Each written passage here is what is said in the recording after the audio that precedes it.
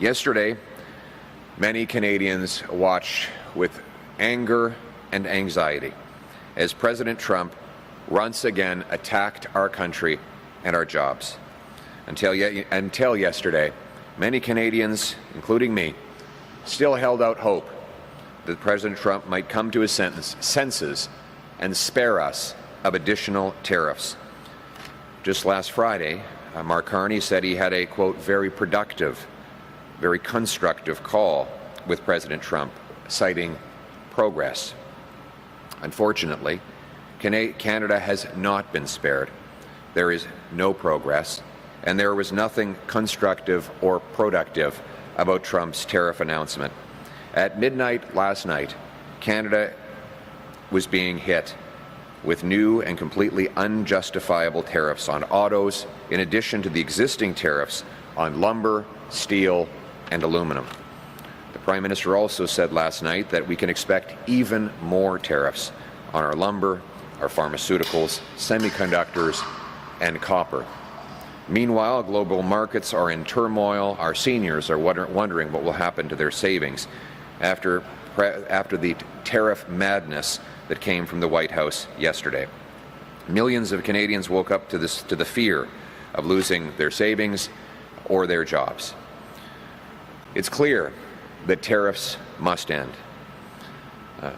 It's clear that Canadians must stand together. And I'm here to reassure Canadians that united we will get through this together. We will strengthen our country and stand up for our workers. First and foremost, we must support workers and their families. So to the hardworking Canadians and businesses directly hit by these unjustified tariffs, I say, your concerns are my concern today. We are here for you.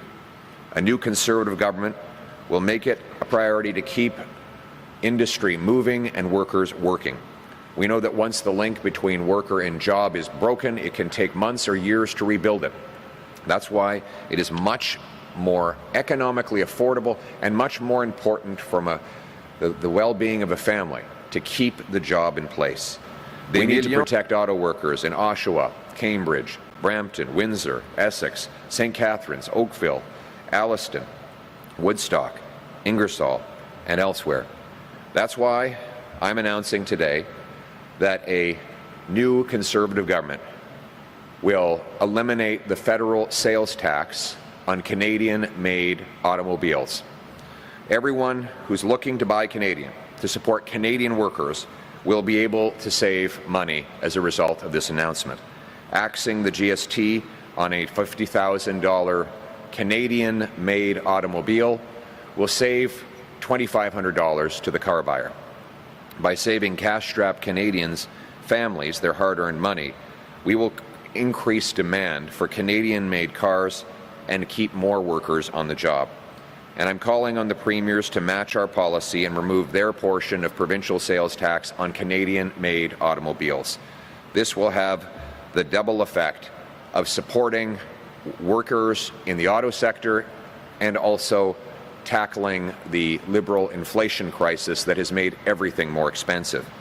Both federal and provincial sales taxes, were they removed, would save up to $7,000 for the purchase of the average $50,000 car.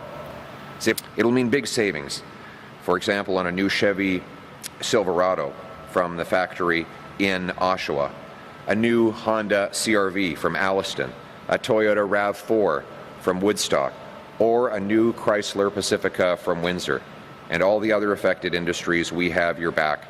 We will stand with you. We know that some of these plants are temporarily shut down or are closed for retooling, but we will keep them eligible if and when they do reopen, and we will continue to monitor the list of vehicles made in Canada and add and subtract automobiles from eligibility based on the Canadian content that they have.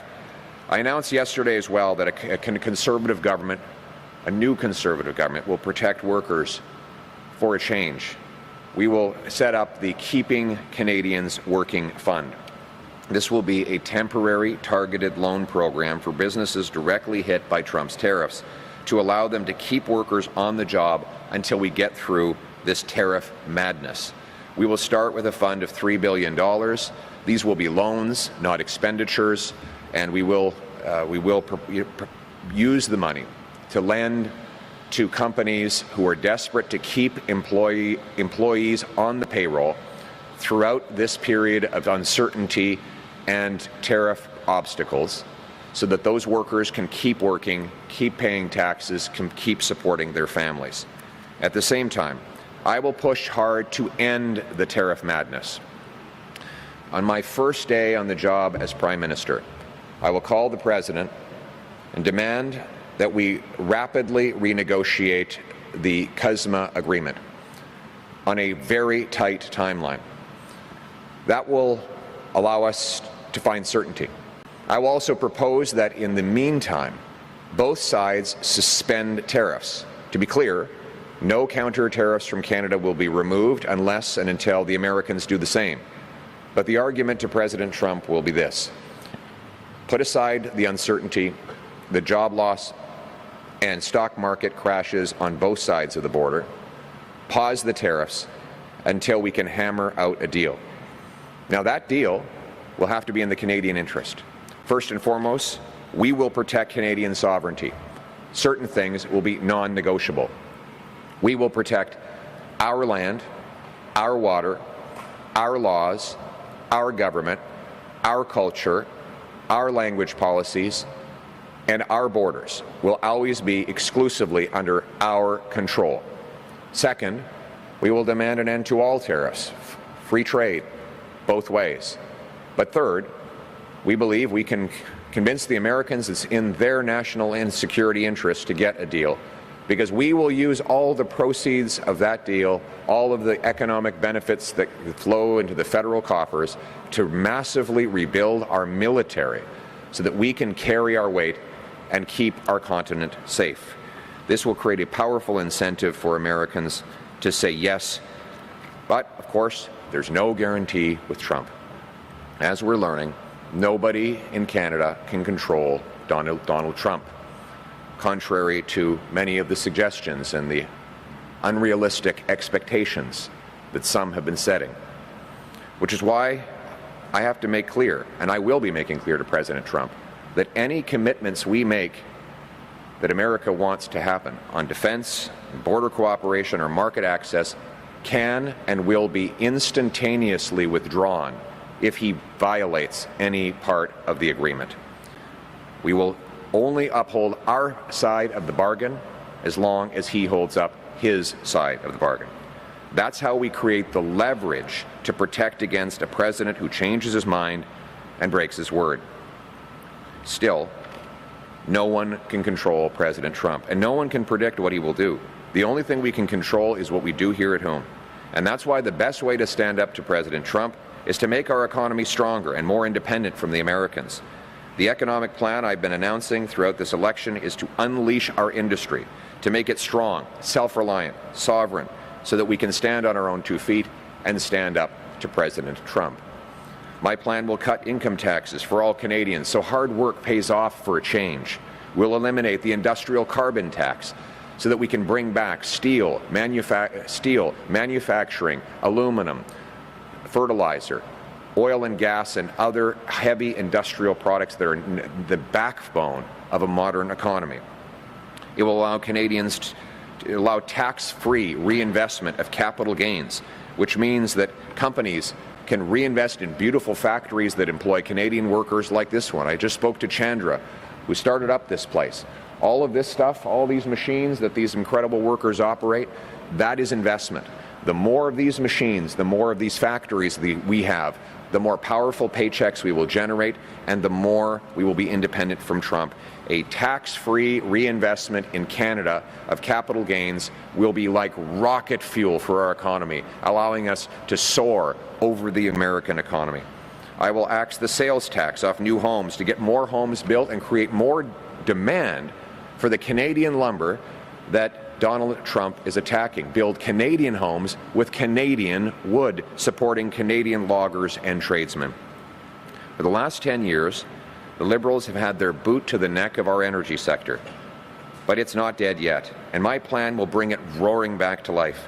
I will relaunch our energy sector by repealing Liberal No New Pipelines Law C-69 and lifting the Liberal energy cap to produce more energy. Mark Carney has said he will keep the legal ban on pipelines in C-69 and that he will keep the energy cap. That is economic suicide. It is another reason why President Trump has supported Mark Carney's re-election in this campaign. Not just more pipelines, but more LNG, large-scale mines, and nuclear projects. It will send hundreds of billions of dollars.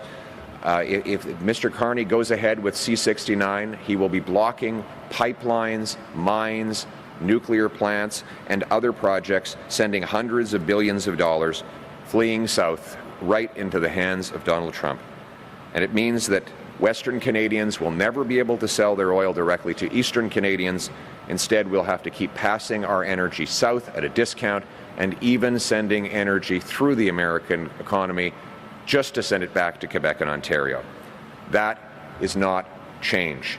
That is more of the lost Liberal decade. And the choice on resources is this. After a lost Liberal decade of driving our jobs south and driving our economy under the American thumb, do the Liberals deserve a fourth term in power, or is it time to unlock our resources, bring home our jobs, and become a strong economy for a change with a new Conservative government?